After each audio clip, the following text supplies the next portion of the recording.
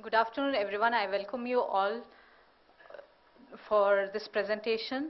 My work includes intraspecific variations among the morphotypes of Morinda citrifolia by amplified fragment length polymorphism and their identification through barcoding. As you all know, Morinda citrifolia, commonly called as Noni, also called as Indian mulberry, belongs to the family Rubiaceae, and from morning you've been hearing a lot about it. According to me, I find this plant is really a miraculous plant, magical, or even rather I would say it is a mystery plant. I would say it so because there is so much of science behind it yet to be unearthed. And coming to the plant, Morinda citrifolia, it's a very highly diverse plant, and as explained by the botanist Smith, he says that there are more than 80 different diverse variety of Morinda citrifolia which are seen present throughout the tropical world. And all these diverse species are still yet to be identified at the subspecies level. Generally, the Morinda citrifolia varieties, the common ones which have been identified so far are Morinda citrifolia, Morinda citrifolia variety bracteata, and Morinda citrifolia variety poteri. These are the three common subspecies which are being identified. Now, in coming to my work, I wanted to identify the different subspecies which are present in the South Indian western coast, which are seen commonly grown, and differentiate these morphotypes through molecular techniques. So my main objective included to distinguish the morpho-ecotypes through molecular techniques and to correlate the obtained morphological data with the molecular data. We included 9 different morphotypes in this study, collected and grown in the Noni farm in Salawakam. The plants included from the west coast, Konkan coast included Mangalore. From there we collected, and the Calicut sample. And in addition to these 2 ecotypes, also which is diversely seen in Andaman and Nicobar, was also included. To these 6 more ecotypes, which were morphologically different, were also taken into studies. And the morphological, this is the variation in their habit, which you can see. The morphological variations varied from starting from the leaf to fruit, seed, fruit, seed, and so many other morphological characters which were already discussed and explained.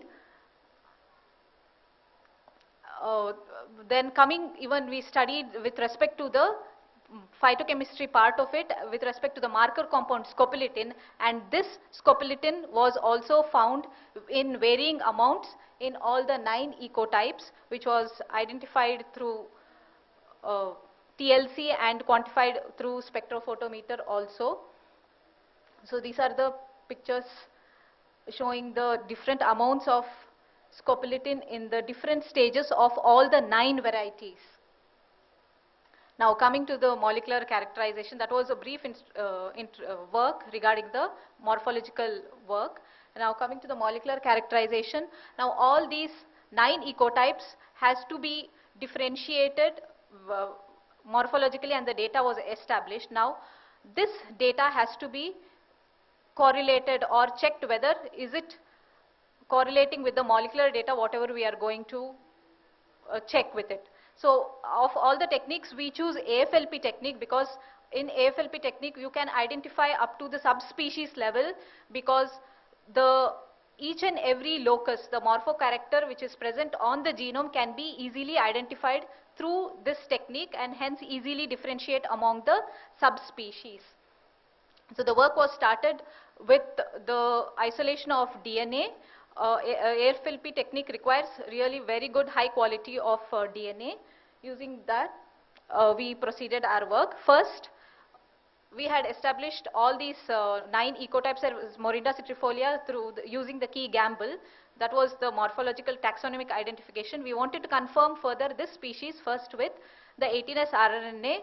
So that was carried on, and the species identification was confirmed as saying Morinda citrifolia, and the sequence was deposited in GenBank, and these are the GenBank deposition confirming the species identification. The AFLP technique was started off with the digestion of the genomic DNA with the enzymes, universal enzymes, and this digested fragments were further amplified with the respective primers, which were along with the adapters to enhance the amplification. Then the amplified products were run on a 6% page gel, and the amplified fragments were given a binary data values of 1 and 0, and that data was converted into physical mapping, which help in constructing a dendrogram. Now, almost 12 sets of primers were used in this study, and of the 12 sets of primers, we found 5 different sets of primers showing different varied of polymorphism. Now, of this 5 different sets of primers, the primer set B and C, ACC CAG primer and AAC and CAA primer showed up to 63% and 69% amount of polymorphism. Now, this primer set B, and also based on this binary data, similarity matrix index based on the Jacquard coefficient and also distance matrix was also calculated along with the dendrogram. Now, we finalized the 2 sets of primers which showed high polymorphic characters as showing maximum polymorphism between these 9 ecotypes. Now, in that, this primary primer set, it showed 5 clusters, and the 5 different clusters, and of these 5 different clusters, the separation was compared according to morphological data based on its location. They were separated depending upon their location. Starting from the Andaman was in a different cluster to Calicut, Mangalore, and the other different varieties. And the other dendrogram easily shows relating to the molecular diversity based also correlating with the morphological data. You can see the variety with leafy bracteoles was separated into a different cluster alone, because this variety was really very peculiar with the fruit along with it with really big leafy bracteoles. So it was very obvious, which can be seen also in this dendrogram. Now, after establishing this data of molecular identity, which very well correlated with our morphological data, then we also wanted to see whether this whatever data we have established, can we relate to the latest technique, which is the molecular technique which is happening, called the DNA barcoding, where even unknown taxa are identified using this method. So we employed this DNA barcoding because we had, other than the known ecotypes from the known locations, we had other ecotypes from unknown locations. But though we confirmed them, we still wanted to see if further identification or differentiation is possible through any other molecular technique. So we checked through this latest technology called DNA barcoding, where unknown taxa is identified through a small standardized identification of DNA sequence.